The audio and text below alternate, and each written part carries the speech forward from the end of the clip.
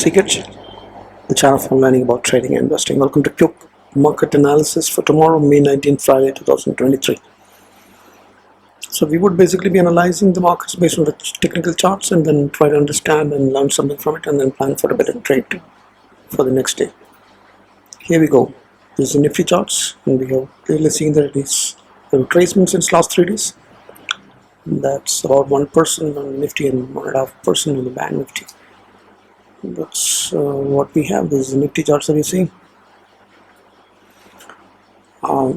Yeah, it's actually 1.5%, nearly. 3 days of candle around 350 points or something is gone, and then it's a bearish candle that is formed here. But we managed to close flat, not losing much, less than 0.30%. But it was very volatile, and the market tried to move up in the beginning of the day and then fell in resistance and then fell down. That's what I mean. Banknifty was pretty strong until afternoon, and that also gave up and then fell strong. That also formed a so that gap created a bull trap on the Nifty, on the Banknifty. Basically, and Banknifty are seeing a white edge bearish candle as well. So Nifty and Banknifty both have white edge candles, but Banknifty managed to close green somehow, 0.12% or something, just green. But so it's overall being less than 0.3%, kind of flattish close, you can say. But this is happening after a gap up attempt. So it's a bull trap on Banknifty and a wide range candle, red in color in the Nifty. Right, so basically Nifty and Banknifty close flattish otherwise. So momentum has dipped, and you can see that the momentum has dipped into the sideways zones of Nifty, and the Banknifty it's fine. Momentum is intact. We're talking about short-term daily charts basically. So what all things are in favor of the bears? Now that 3 days of red candles have made more things in favor of the bears, looks like. So Nifty has fell for the third day. Banknifty also fell for the third day. Nifty fall down totally 1.9%, so I said 1.5% earlier. So it's almost 2% of our pullback has happened in Nifty. And wide range bearish candle was 2 days, and it's a flat close 0.28, less than 0.30%. So it's almost a kind of a flat close. Not lost more than 60 points. So Banknifty has closed flat, and it was closed green as well, but it's a bull trap. We tried to move up in the morning and then fell down. So it's kind of 0.2% up.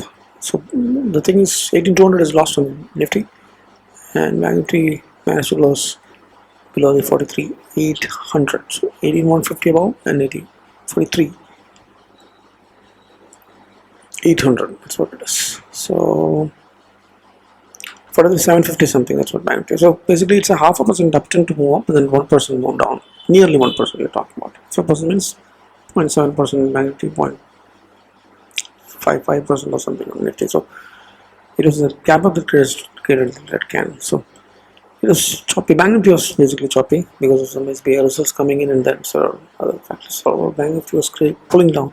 It seems like Nifty was supported by Banknifty, and Banknifty also dropped down. And Banknifty's range almost ended entirely sometime in the afternoon. So overall, it was the expiry day also. Volatile expiry on Banknifty especially. Okay.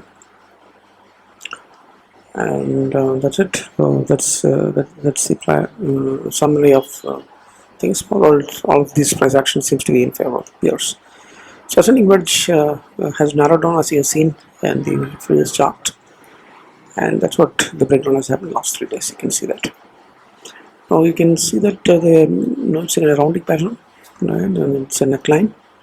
So there would obviously be resistance in both indices. That's what it's happening. And those pullbacks normally happens at the zone because because of the structure of the market. It's like that. It's close to a breakout zone. So that's what's happening. So momentum has dipped in the Nifty in the sideways. It has slipped.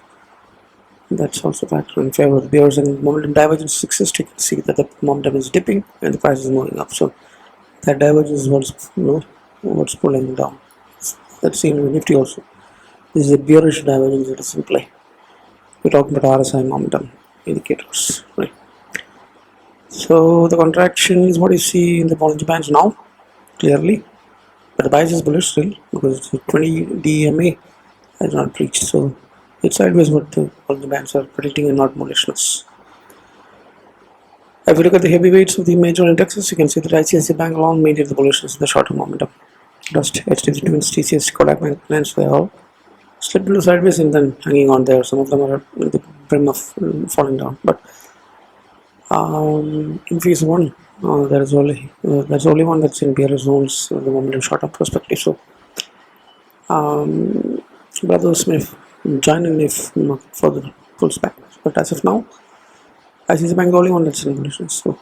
So you need more heavyweights has to, but that means yesterday and today and last 3 days it was the heavy weights that's being solved. Mostly that's what it indicates. The heavyweights, those stocks that contribute the maximum to the index. Now, another factor to consider is the US market is at a resistance zone.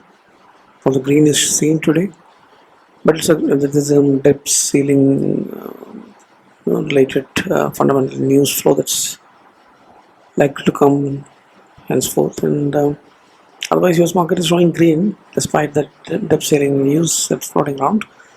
But it's at the top of a descending wedge, and it has been staying there and trying to break out since very long time.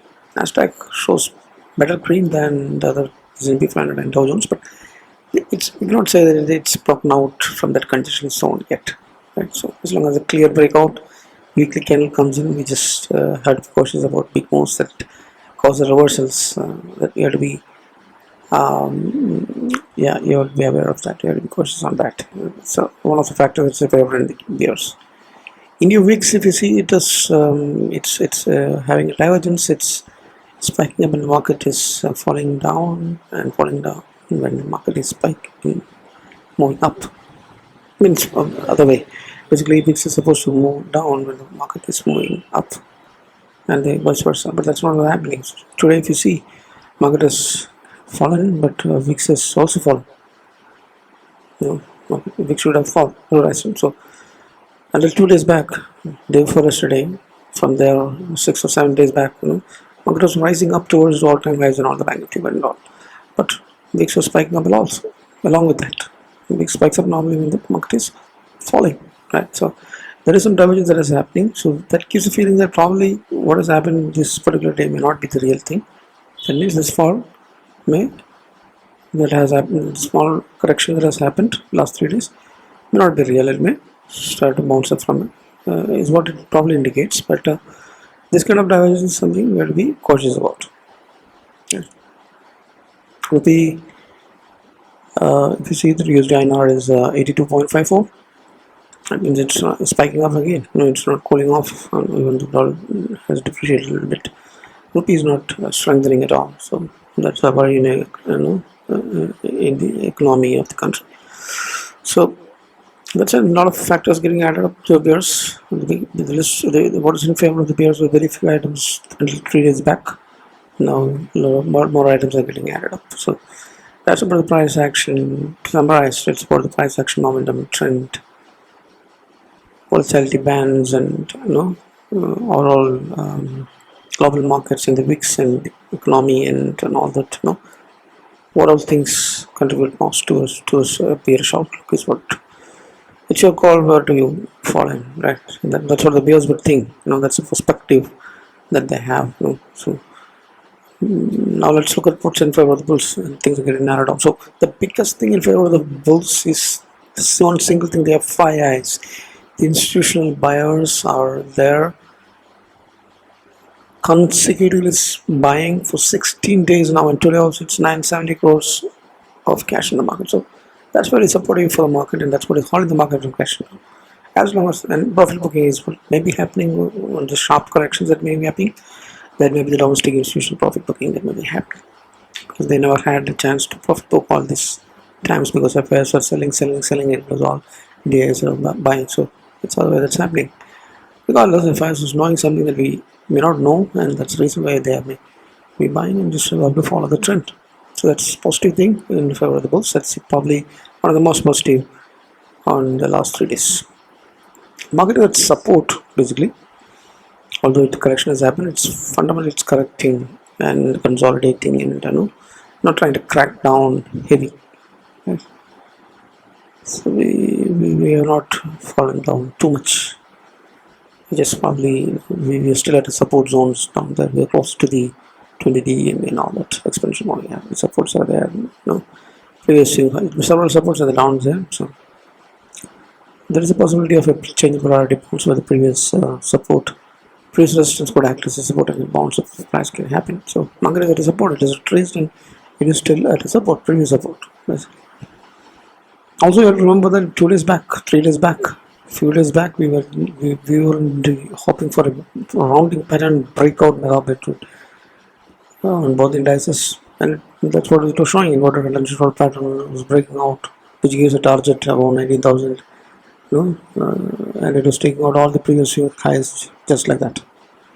Right, just keep that in mind. We are in a bull rally. It's an interim correction.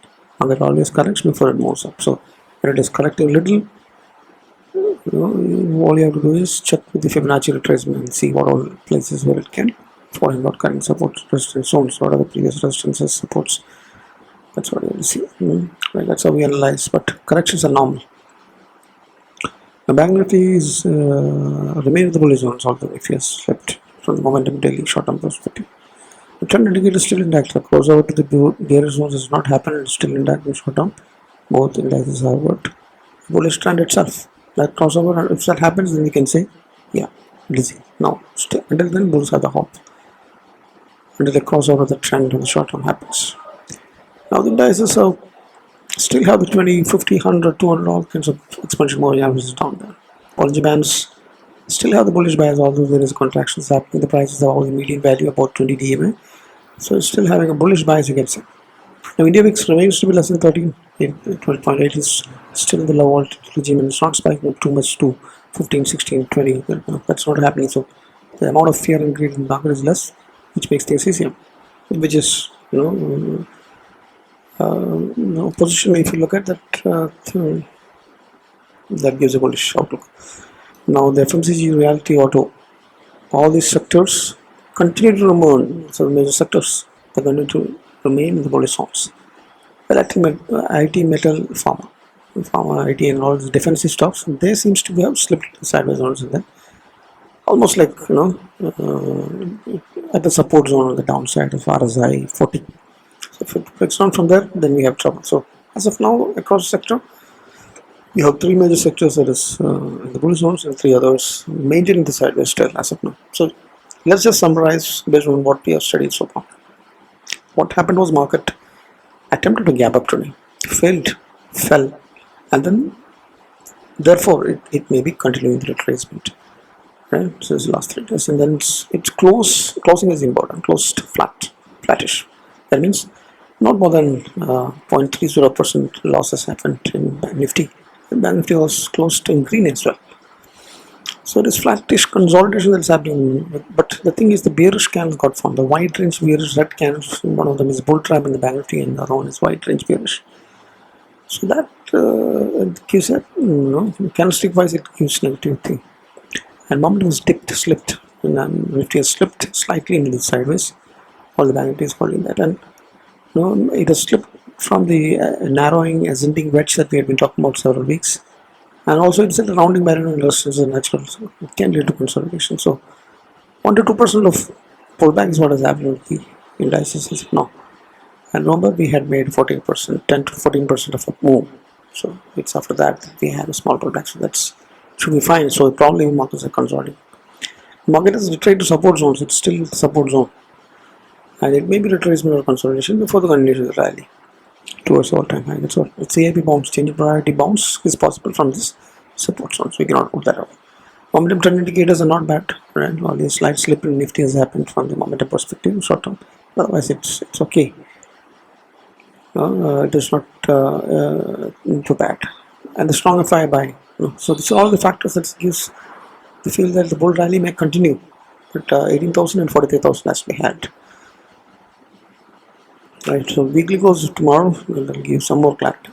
Because indices being in zone, selling edge fall, and all the rounding barrier resistance nearby, and Bollinger Band contraction all gives me the feel that it's mostly going to be sideways, mild bearish.